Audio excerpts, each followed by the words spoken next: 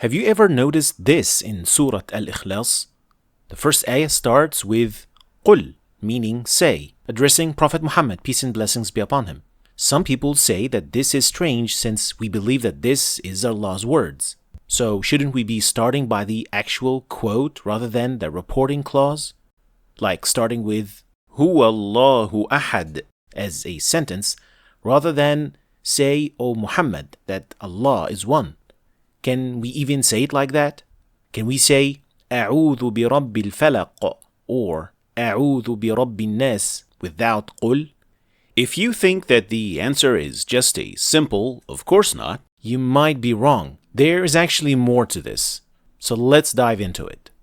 First of all, there are more than 300 ayat that either start or contain the imperative verb قل, directed toward the Prophet, peace and blessings be upon him, telling him to say something specific. The thing is, sometimes it is mentioned as in قُلْ يَا أَيُّهَا الْكَافِرُونَ, and other times it is not, like in Surah Al-Masad, تَبَّتْ يَدَا أَبِي لَهَبٍ وَتَبٍّ, without قُلْ, although both of them were revealed to the Prophet, peace be upon him.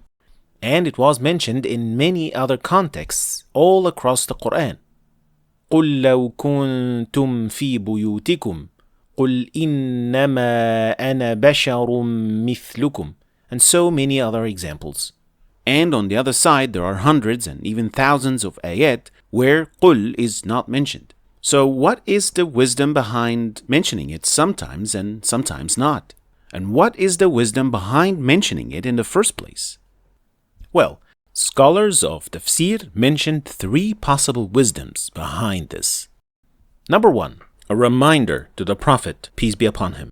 The frequent repetition of the imperative form, قُل, is to remind him of his mission and message, that he is to deliver Allah's words and commands to everyone as is. And so, this reminder is emphasized every time Allah tells the Prophet, peace be upon him, قُل, or say, O Muhammad. But wouldn't it have sufficed that only the Prophet, peace be upon him, would hear it rather than actually being part of the ayah? Well, this actually takes us to number 2, shifting the focus. Including the reporting clause as part of the ayah is actually shifting the focus from the Prophet, peace be upon him, to the source of the message, Allah the Exalted, especially when addressing disbelievers, as if saying, whatever it is not from me, it is from Allah. To simplify this idea, it is to be compared to a situation where if a boy tells his brother, Dad told me to tell you to clean up your room, rather than just saying, clean up your room, so that the other brother would then know that this is coming from his father and that he should comply without further discussion, linking the message to the higher authority. So if one of these disbelievers had any issue with the Prophet, peace and blessings be upon him, they should look at the message and where it came from before anything else.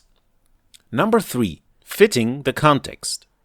The core concept of Balaghah is saying the right thing in exactly the right context. And when we look at the ayat where قُل is mentioned, we'll find something really interesting. The vast majority of the ayat containing قُل are actually Makki, which means that they were revealed before the Hijrah, which was the time of the major confrontations, conflicts, discussions, and even challenges to the Prophet, peace and blessings be upon him, when he was still living among Quraysh.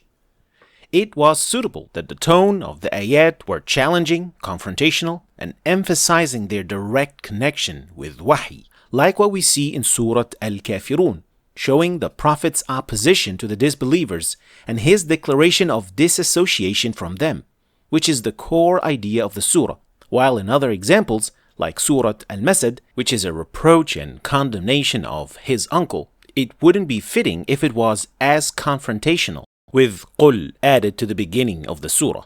And so the surah starts, تَبَّتْ يَدَا أَبِي لَهَبٍ وَتَبٍّ, without قُل. So a careful inspection of the history of each surah and its context reveals some amazing accuracy in the tone provided in each ayah suitable to each situation. Finally, now that we understand this concept, is it then possible to say أعوذ برب الفلق or أعوذ برب الناس?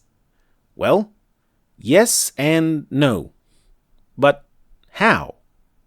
Well, if your intention is to recite the Qur'an and recite the surah that was revealed to the Prophet, peace be upon him, then it is a definite no. No question about it.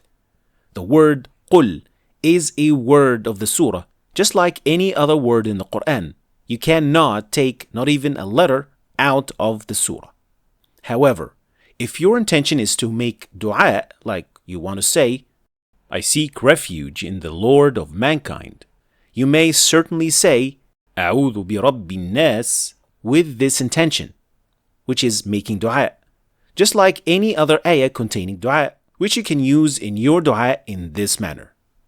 So as Qur'an, we all know how to recite it, and this cannot be changed, or you cannot take any word out of it. But as dua, you may say it in this manner to fit your supplication. So next time you read the word قُل in the Qur'an, remember, it is not just a command to the Prophet, peace be upon him. It is a reminder to all of us about where this message comes from, directly from Allah, the Exalted, through our beloved Prophet, peace and blessings be upon him. If you want to check the resources used in preparing this lesson, or if you want to learn more or dive deeper into this topic, then check out the links in the description. Thanks for watching. Don't forget to check out my latest books with their video courses if you want to learn the Qur'an in Arabic or properly learn its Tajweed. Check out the links in the description. Thanks for watching, and I'll see you next time, insha'Allah.